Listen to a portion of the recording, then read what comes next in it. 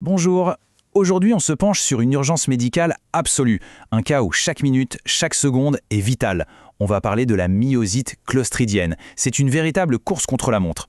L'histoire commence de la façon la plus banale qui soit. Une jument quarter source de 7 ans, en pleine forme, reçoit une simple injection d'anti-inflammatoire, un geste de routine. Mais voilà, 24 heures plus tard, ce n'est plus du tout le même animal. Une infection fulgurante et mortelle est en train de tout dévaster. Alors, que s'est-il passé? On entre maintenant dans la première phase, la plus critique peut-être, celle de l'apparition des signes. Une dégradation de son état qui est d'une brutalité et d'une sévérité incroyable. Et là, tout s'emballe à une vitesse folle. D'un côté, on a les signes généraux, le corps tout entier qui sonne l'alarme, une fièvre très haute, une respiration qui s'accélère et un abattement profond. De l'autre, au niveau local, là où la piqûre a été faite, l'encolure est méconnaissable. Elle présente un gonflement énorme et très très douloureux. Et puis il y a ce signe, le signe qui met tout de suite la puce à l'oreille. À la palpation, on sent comme un crépitement sous la peau. Pensez à la sensation du papier bulle qu'on éclate. C'est exactement ça. Ce bruit, c'est la signature des bactéries qui produisent du gaz. Ça ne trompe pas. Bon, on a de très forts soupçons, maintenant il faut confirmer, et vite. C'est le début de l'enquête médicale pour démasquer le coupable et être absolument certain de la menace. Alors, cet ennemi, qui est-il? On l'appelle myosite clostridienne ou gangrène gazeuse, un nom qui fait assez froid dans le dos. L'infection est causée par des bactéries du genre Clostridium. Et leur particularité, c'est qu'elles détestent l'oxygène. Elles peuvent rester endormies, sous forme de spores, pendant des années. Mais si une injection ou une plaie abîme un tissu et crée un milieu pauvre en oxygène, eh bien c'est le signal pour elles de se réveiller et de se multiplier à toute vitesse. Pour être sûr, le diagnostic va s'appuyer sur 4 indices clés.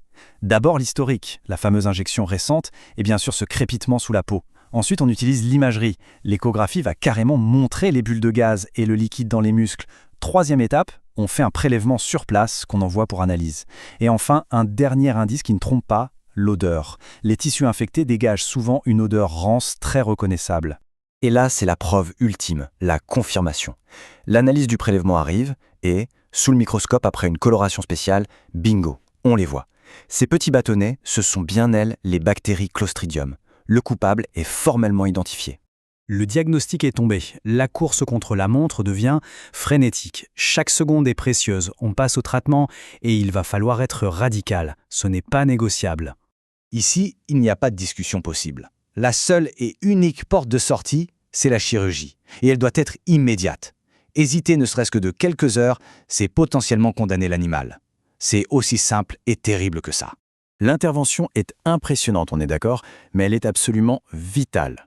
Ça s'appelle une fenestration chirurgicale. L'idée est simple, on ouvre grand les tissus infectés, on retire tout ce qui est mort, nécrosé, et surtout, on expose les bactéries à l'air libre.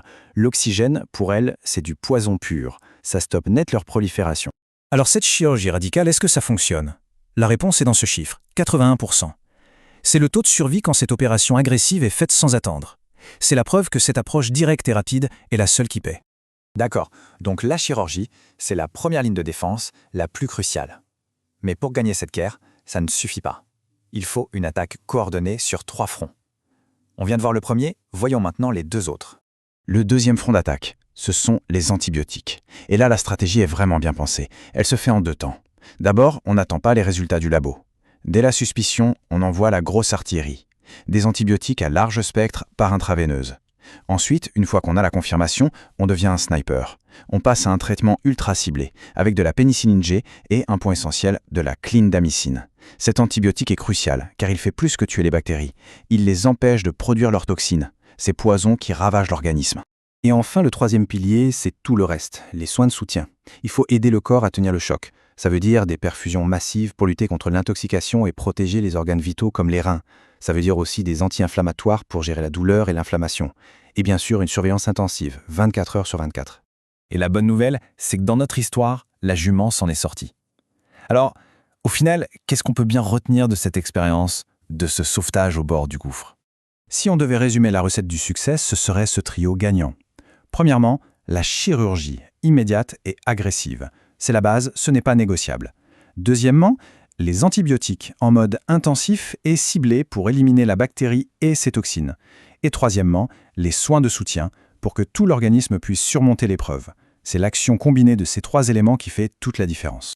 Et s'il ne fallait retenir qu'une seule et unique chose de tout ça, ce serait cette phrase. Le pronostic est directement lié à la rapidité de la réponse globale. Avec cette maladie, la vitesse n'est pas juste un avantage, c'est le traitement en lui-même. Finalement, cette histoire nous pousse à une réflexion plus large. Qu'est-ce que cette course contre la montre nous apprend sur notre propre capacité à reconnaître et à réagir face à n'importe quelle urgence ? La rapidité de détection, la prise de décision, l'action immédiate, c'est une leçon qui dépasse largement le simple cadre médical, vous ne trouvez pas ?